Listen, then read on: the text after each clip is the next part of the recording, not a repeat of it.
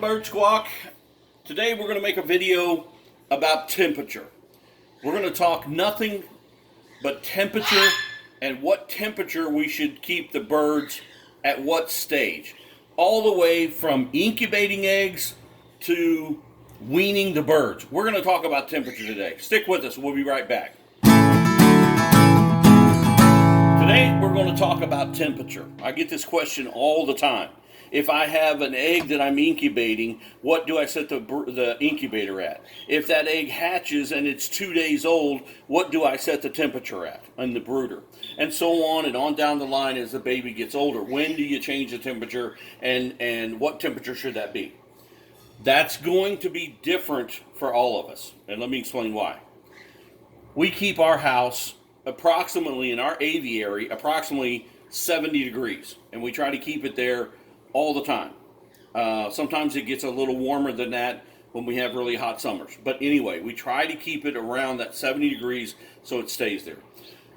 98 degrees Fahrenheit is what you incubate the cockatiel eggs at, okay? And then once they hatch, we keep them there for a couple of days. Sometimes as many as 3 days. And we keep that temperature and keep them at that temperature. They're newborn. They need that warmth they get energy from to get the food to start passing through them. You need to keep that temperature up while that baby is just born. Now, once that baby gets 4 or 5 days old, you're going to want to start lowering that temperature. Not by much, a couple of degrees is what I do. Maybe I go down to 96 on the 3rd or 4th day, or 95, depending on what our, how many birds are in there, and if there's other ones that can cuddle around it. So you have to, know what temperature you're going to want to set this at, but how many birds are in there, how many chicks are with it, kind of affects that as well, because they can get too hot. If you have 5 birds clutched up together, then those 5 birds are going to produce more heat, and maybe you'd want to be at 94. Okay, so you kind of want to watch them and go for that. Point being is there's no set guide to do this. Your goal is to start at 98 degrees Fahrenheit, and then you want to work that down to when that bird has its pin feathers opened up and that bird is fully feathered. Then you want to be able to have that bird at room temperature. You can't take that bird from 90 degrees and then take it to 70 degrees, okay? If your brooder is set at 80 degrees, and you can't take that bird from 80 degrees and just put it in a cage at 70 degrees in your house. You have to slowly start working them down. And so that's going to take several weeks, okay? Maybe more than a month, or 6 weeks, until those feathers are completely open. And what we do, once the feathers are completely open, okay, we have that brooder set to where it's maybe only 5 degrees above what our room temperature is. And then I will take that baby out and I will put it in a cage during the day and let it sit in the cage and kind of get used to room temperature for the day. If I see that bird huddled up and it's cold, then I'm going to put it back into the brooder, okay? So that's your goal. You go from 98 degrees Fahrenheit down to whatever your room temperature is, okay? So when that bird's feathers are opened up and it's fully feathered, your goal is to have that temperature low enough that it equals whatever your room temperature is. I hope that makes sense. If you have more questions about it, please feel free to give them and comment. We love the comments. By the way, we hit 5,000. We hit 5,000 subscribers. I want to say thank you to everybody. We appreciate it. Keep hitting like. Hit the sub button and the bell to notify. We got more videos coming up. And yes, I know I keep promising the brooder. I've got all the parts. I've got everything together. I'm going to take some time and make that video. It's probably going to be a 2-part one. But that is coming. The brooder build is coming. Kendall, you had some questions for me. This first one says, my baby just had eggs. 1 baby hatched, laid 5. I don't know why only 1 hatched. Can you do any videos on how to stop them from laying too much? My bonded pair just had a baby now, and they are at it again. Can we stop them besides separating them? Yes. I'll tell you what I do, okay?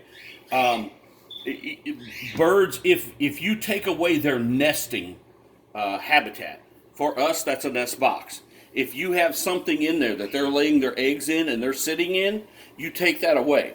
You know, keep your toys in there, keep your perches in there, of course, your food and water.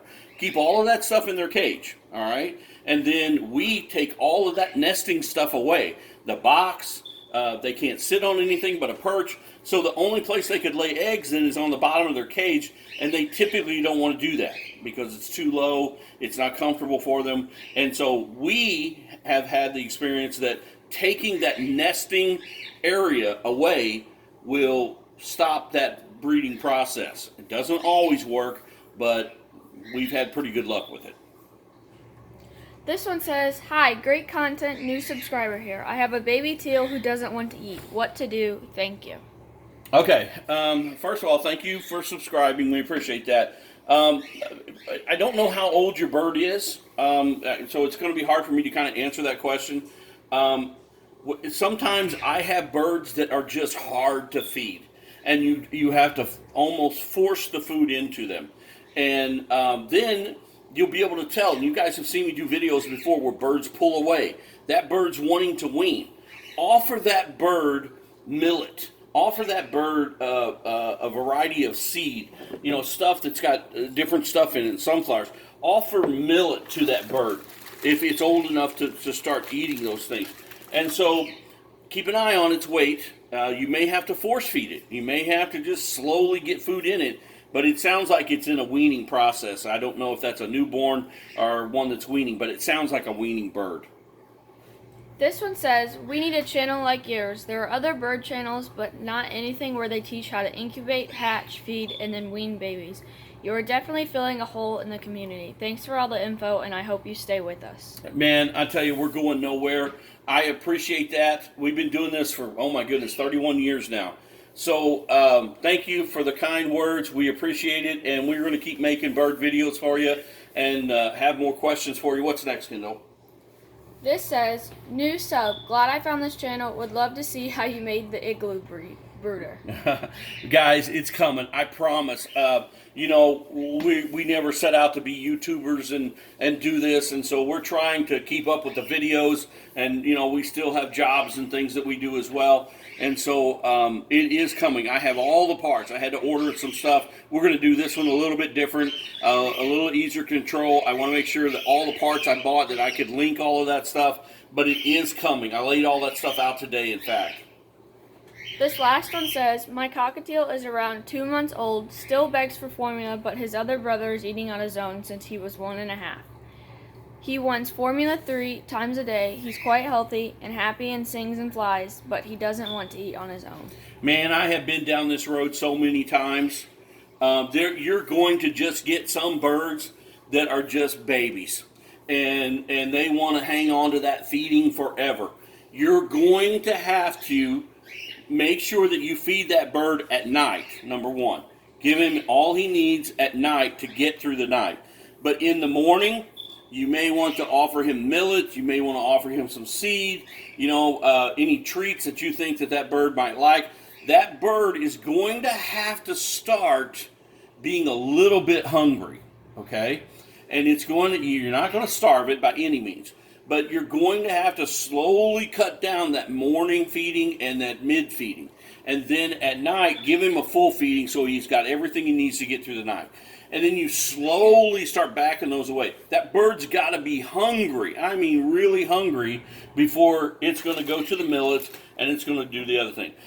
Another thing that helps a lot, whether I'm doing macaws or lovebirds, is if you can put that bird with another bird and they're eating out of a bowl, or they're eating the millet out of a certain area, they see those other birds doing that. And when they get super, super hungry, they'll go to it. They're not going to starve themselves if they have food.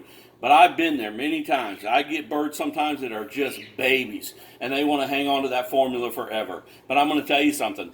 Some of those birds like that, most all of them, have turned out to be the sweetest birds that I've ever raised.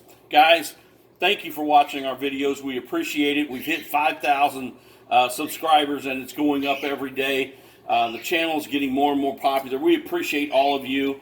And if you have comments, please leave them. We'll try to answer all of them. Please hit like. It does help. And subscribe. And I tell you what, be safe. Have a happy Thanksgiving. And we'll see you in the next video.